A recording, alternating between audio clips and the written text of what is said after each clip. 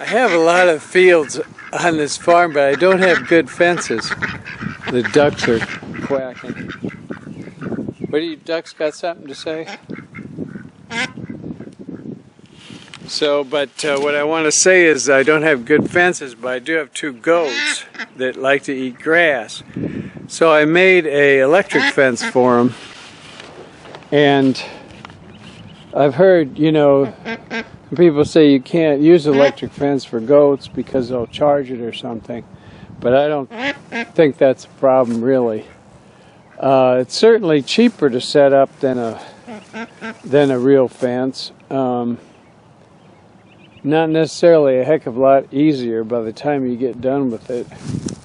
But I'll walk through it. The other thing I wanted to say is I actually think it's a little too powerful.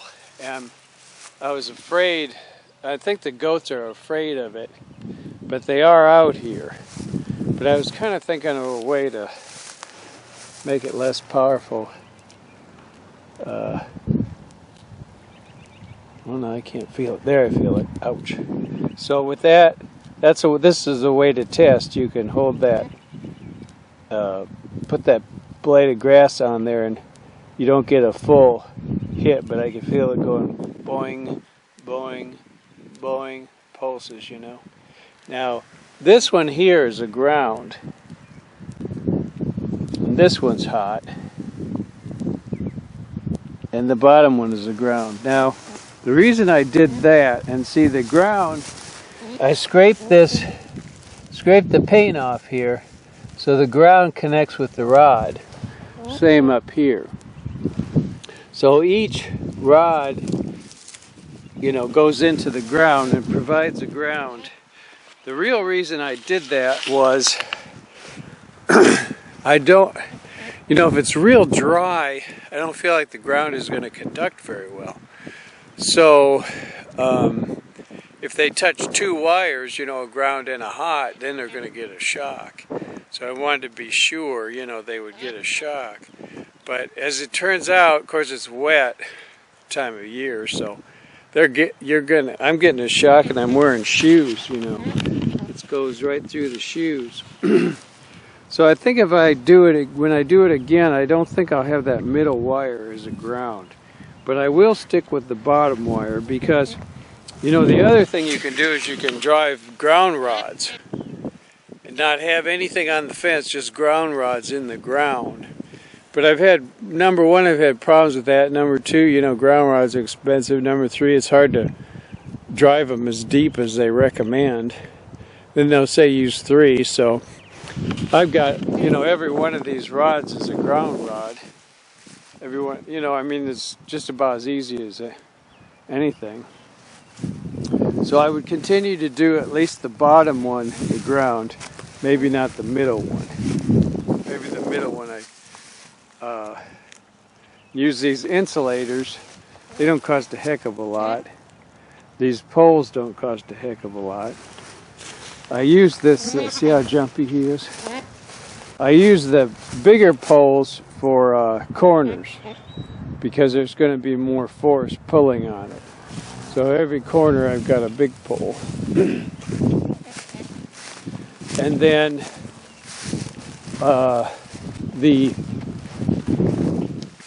it ends here, and there's a normal fence there, over there on the other side, and then this is a corner.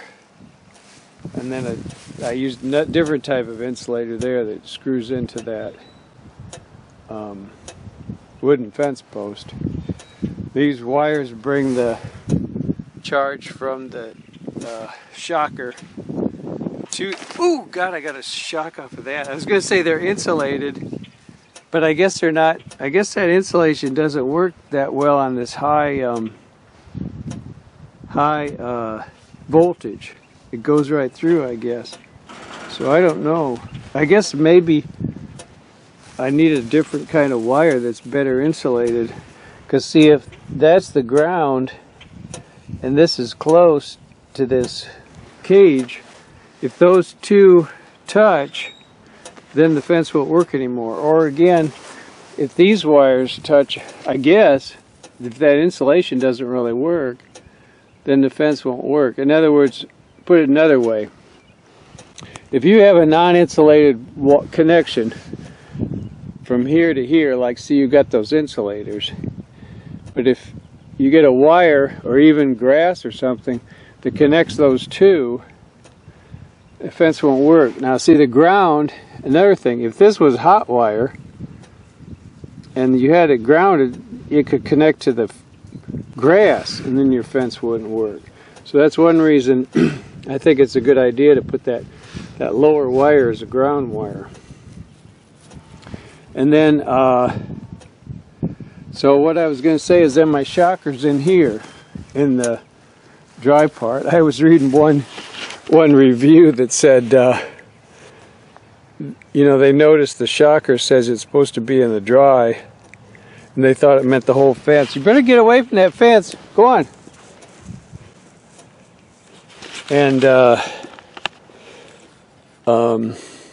they thought the whole fence had to be in the dry, but it's just the shocker, the charger, or whatever you want to call it, the electrical device. This needs to be dry, unless it's a waterproof one, but this one isn't. But this is a powerful one for, it says it's good for 20 miles of fence, and 30 miles in fact. So I'm thinking maybe it's a little much. Plus these goats are kind of like pets, you know. But really my main concern is that I don't want them to be so afraid of this fence, particularly since it's not very darn big. I don't want them to be so afraid that they won't come in it. And they do seem a little skittish. So I ordered a smaller charger off Amazon for $30. Let's see if I get a little smaller of a shock. I'd like to see a shock for my goats, for my pets, that I can actually touch the wire instead of using that grass. So that, in other words, when they touch the wire, particularly if they hit it with their nose, it's gonna, you know, they're gonna get away. Then if they hit it with the butt, you know, it'd be like an annoyance, sort of. You know, and I think if they escaped, they'd you know, come back to the barn anyway. But of course, they could go to the road too. So, but anyway, that's my electric fence. Incidentally, they do have a little home. This is the corral. This is all I had last summer for them, and the grass was growing. In the summer, the grass grows so much, but it's just early spring, and it's just not growing very much, very rapidly. So then they can go in through that carpet is a door, that light colored thing. They can go into there in the barn.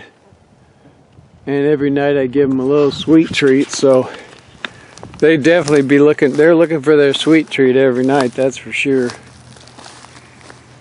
But I've been feeding them that old hay over there. I don't think they want that stuff anymore. They like the grass.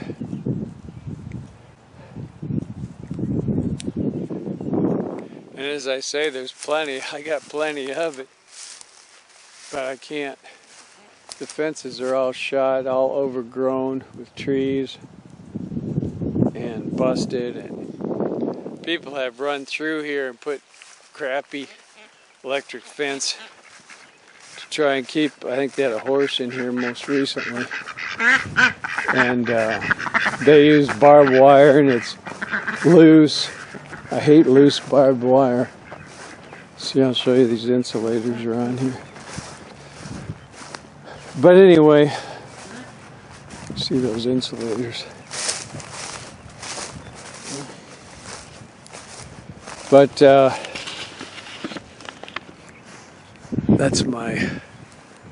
was my project last week. Get that electric fence up. And then I was planning on moving it after they eat all that up, but I'm thinking now it'd be easier to extend it.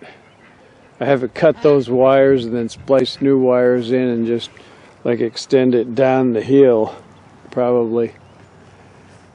I'm rather than move it. It's not as easy to move and stuff as it wouldn't be very easy to move. Plus I don't know where I'd move it anyway. But I can extend it. I can extend it that way. That's what I would do. And of course that wire is a lot cheaper than fence. I bought a quarter-mile of wire for $20. And I probably used about half of it, I guess. It's there. There's a lot more work than, and you know, you line it up. When I first put it together, you know, I made the corners, figured out where I wanted the corners, and how many poles I had, where I'd have enough poles, you know, where they wouldn't be too far apart. Then I mowed it, the place where the fence would go. Then I stretched one wire and lined up the, you know, between the corners, and lined up the intermediary poles, get them all lined. So they're not pulling one way or the other. Put those insulators on and put the ground wires on, like I say. And took a few hours. So here's the new charger from Amazon.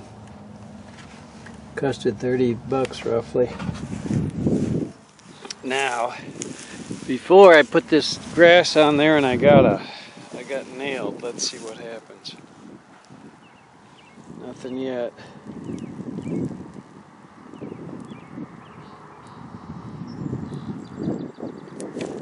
Yeah, it's a lot less, but it's probably enough.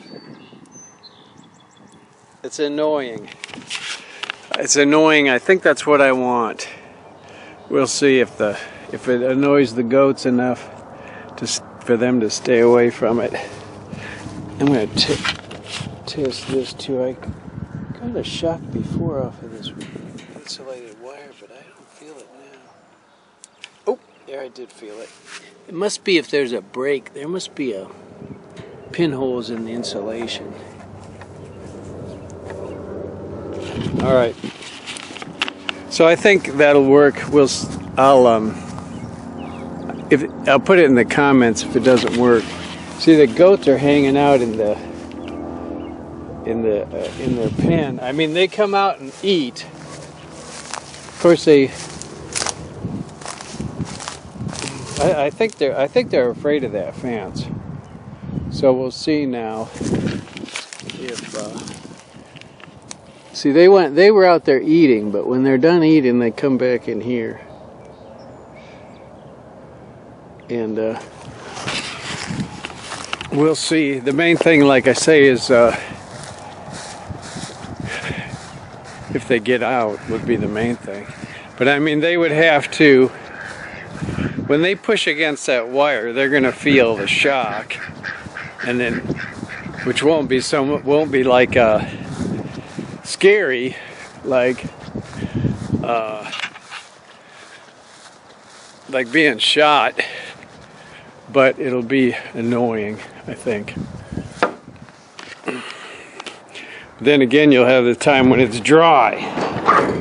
You know, maybe it won't be strong enough when it's dry weather. I don't know. Just have to kind of do your best and see what works.